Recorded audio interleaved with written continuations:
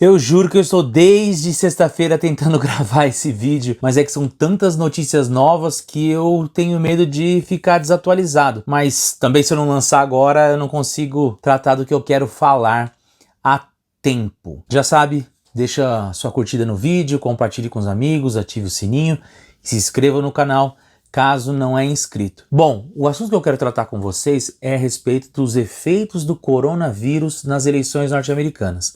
Tanto nas eleições gerais, falando especificamente de como a doença, o vírus, o coronavírus, nos Estados Unidos está afetando a administração do Donald Trump, mas também de como ele está alterando a própria dinâmica das primárias do Partido Democrata. Vou começar falando por essa segunda. Desde que o coronavírus passou a ser um problema que atinge mais os americanos e ganha maior evidência na mídia, algumas alterações dentro da própria campanha dos candidatos democratas nas primárias se alteraram. Então, a primeira coisa foi a redução do número de comícios, o segundo estava relativo à utilização de propagandas digitais em redes sociais maior, o que afetou também os gastos da campanha, ficaram mais caras. A terceira coisa é já a alteração de algumas datas de primárias, como por exemplo na Louisiana, que já foi cancelada, seria no dia 4 de abril, mudou para o dia 20 de junho. Mesmo assim, ontem nós tivemos debate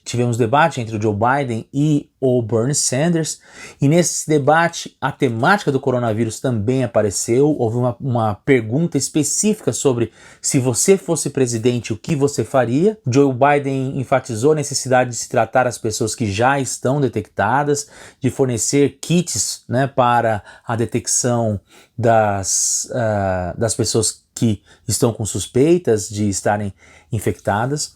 O Bernie Sanders, por sua vez, voltou a insistir na questão do Medicare for All, que de certa maneira é politicamente bastante interessante para ele, dizendo que se os Estados Unidos tivessem um sistema público de saúde, muitos dos problemas do coronavírus teriam sido evitados.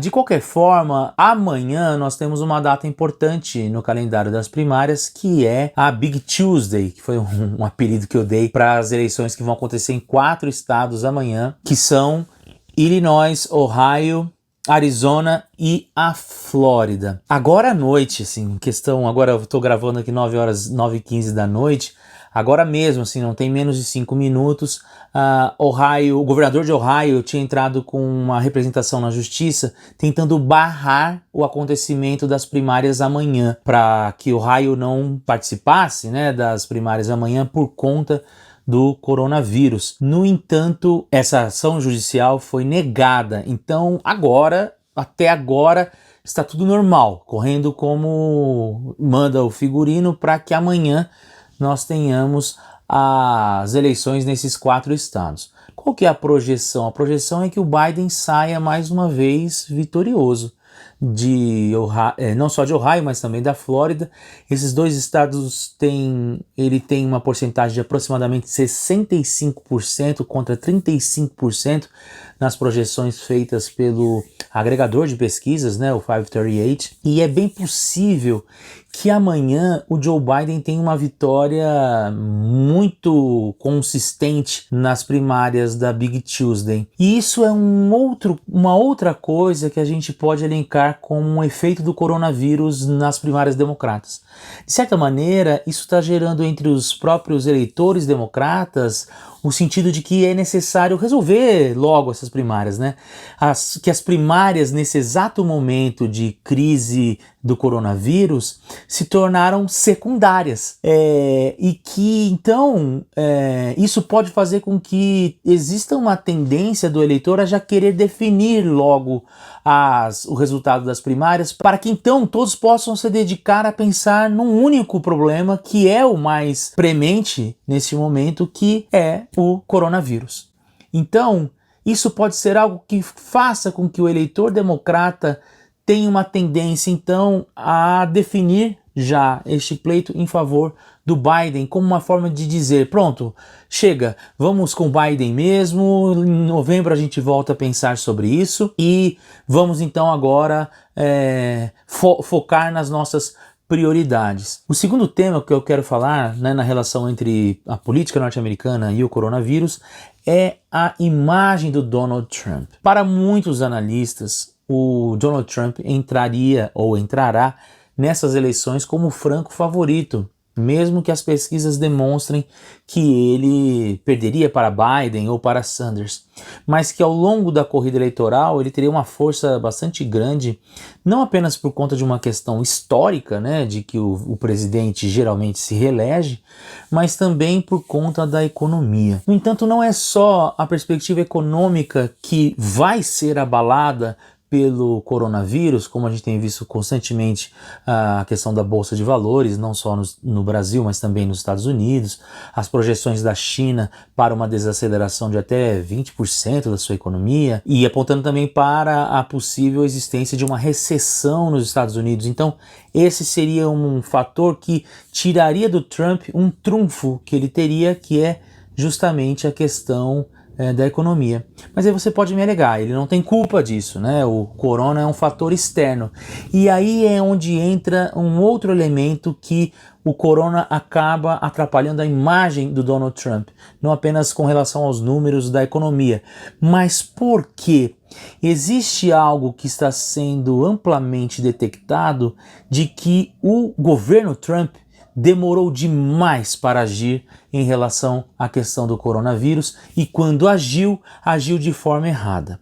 É verdade que agora, na última quarta-feira, no dia 11, ele fez um pronunciamento direto do Salão Oval, anunciando algumas medidas de combate ao coronavírus, fechando as fronteiras para a Europa durante 30 dias. Na sexta-feira, ele decretou o estado de emergência, solicitando o investimento de 50 bilhões de dólares para o combate do coronavírus.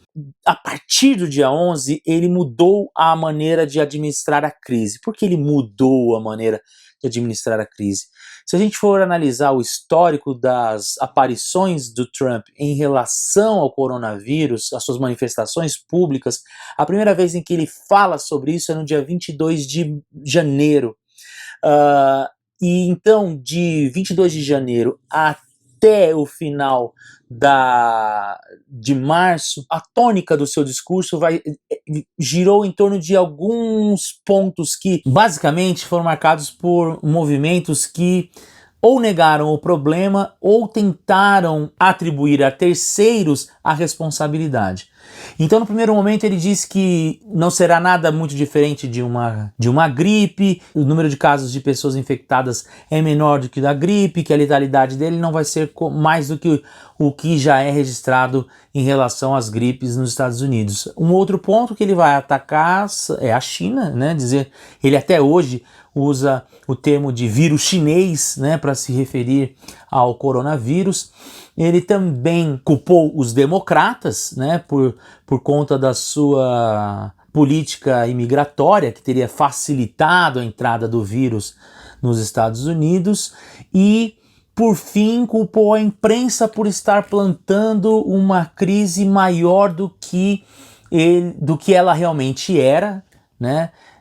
Dizendo que ela era fantasiosa e que isso tinha apenas uma intenção, que era dar voz ao Partido Democrata, tentando transformar essa crise de saúde em algo que atacasse a sua candidatura. Então, ele associou a imprensa com os democratas num plano mais ou menos que, segundo ele, teria sido arquitetado também quando do impeachment. Mas são coisas que não se comparam, né? A crise do coronavírus não tem nada a ver com a crise do impeachment. São coisas de naturezas diferentes, que atingem pessoas diferentes e que têm resultados concretos bastante diferentes. Então, o governo Trump vem, desde o final de janeiro até o dia 11 de março, oscilando entre o negacionismo e também a falta de uma ação mais concreta. A partir do dia 11 ele muda essa postura e a gente não sabe o quanto isso será possível para corrigir